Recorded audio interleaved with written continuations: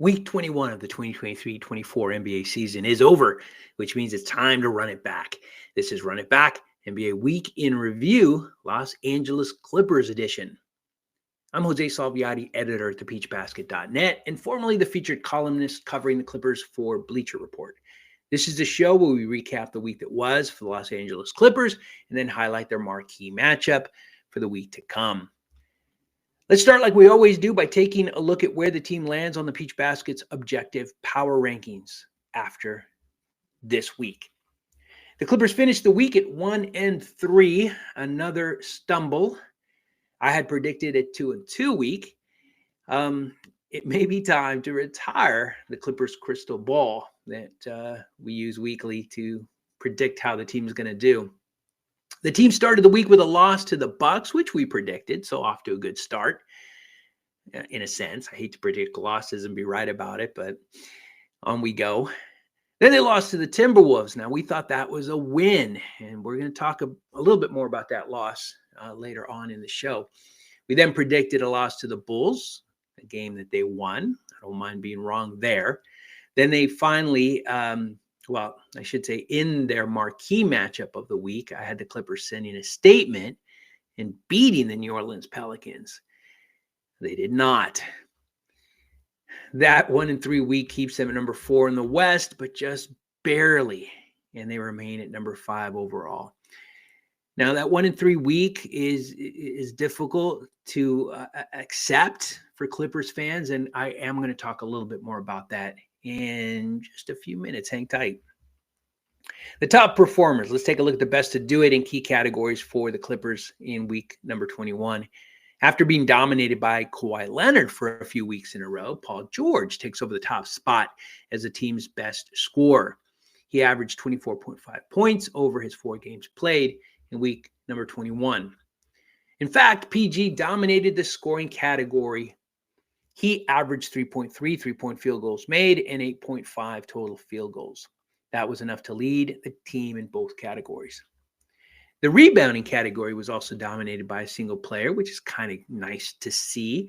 Ivica Zubac was the overall best rebounder, averaging 8.4 rebounds. He was the best offensive rebounder, averaging 2.4. And finally, the best defensive rebounder, averaging 6 a game. Despite missing a few games, James Harden came out on top again as the best assist man. He averaged 9.3 assists to lead all Clippers players in that category. Now, blocks and steals are kind of interesting categories this week for the Clippers. PJ Tucker led the Clippers with 2 blocks per game over his 2 games played, and Bones Hyland led the Clippers with 2 steals on average in week 21.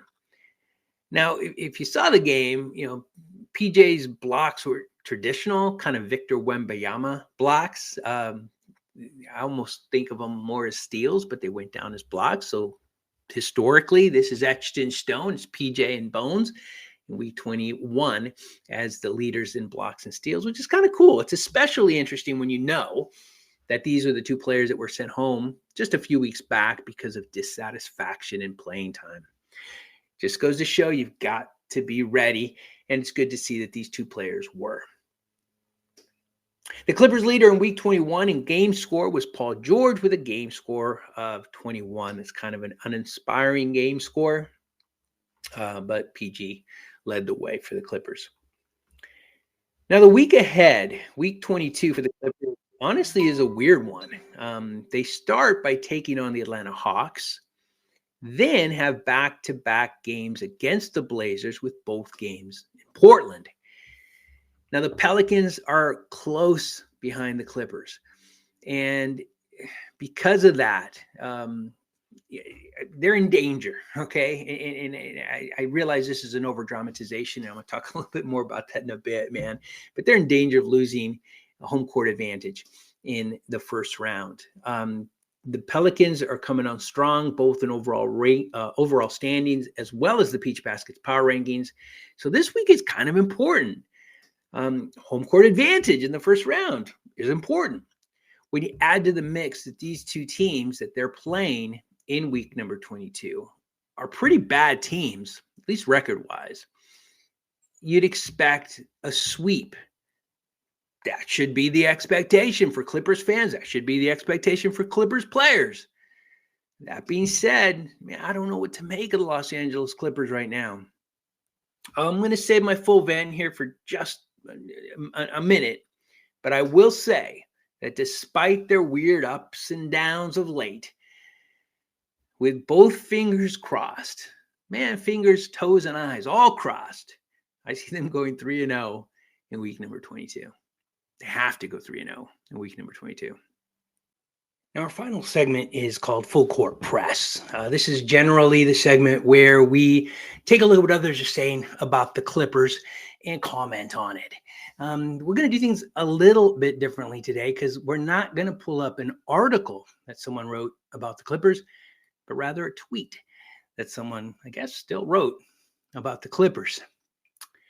Joey Lynn, who covers the Los Angeles Clippers for Sports Illustrated Fan Nation, said this: since the All-Star break, the Clippers are 6-7 overall, which we talked about, but 1-7 versus winning teams. Their lead on the 5th seed is down to 2 games. We also talked about that. And they also lose the tiebreaker to the Pelicans. That we didn't talk about. He goes on to say in another tweet that the Clippers versus other top Western Conference teams this season, man, their record is not great. 1-2 against the Thunder, 1-2 against the Nuggets, 1-3 against the Timberwolves, and 1-3 against the Pelicans. And that's the issue, man. That's the vent. Coming into the All-Star game, this was the hottest team in the association, bar none. There was talk of them, being the finals representative in the West, which Clippers fans have heard before in years past. But unfortunately, after the break, the Clippers seem to have hit a wall. It's something I hate to say this is their MO, but this kind of tends to be the team's MO.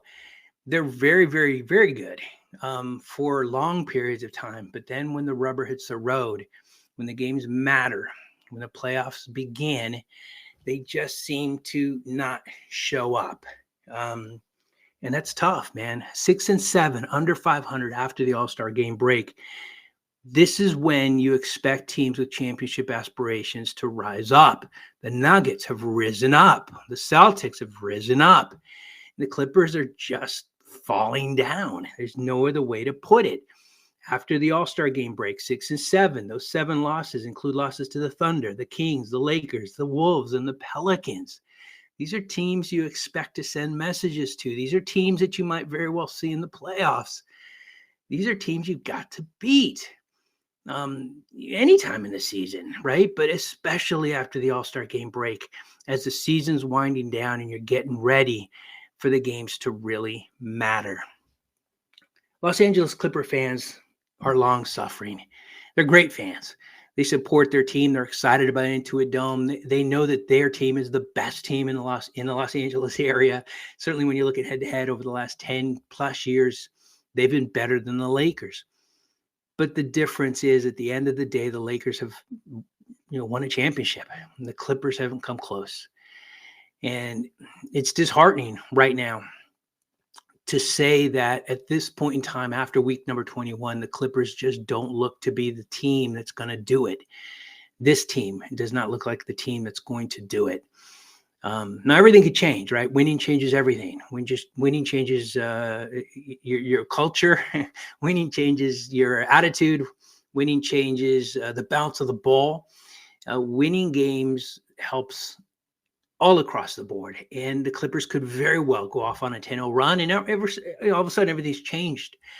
It's possible, but the team right now, as the team stands right now after week 21, with just a few weeks to go before the start of the playoffs, this does not look like a team that scares you going into the Western Conference finals, going into the playoffs. Certainly as a finals contender, this team just doesn't scare you. And it's sad because we know that this team can be scary. We know how good this team can be. We saw it going into the All-Star game break. I don't know what happened over that break, but something's got to change. They've got to get back to that level of basketball. And the hope is that happens. And the hope is that happens in week number 22. These are long-suffering fans, and they deserve to see their team lift the LOB. They really, really do. And hopefully it starts after week number 2, or I should say in week number 22. That's it. Week 21 of the Clippers 2023-24 NBA season is in the books. Join us next week after week number 22 when we once again run it back.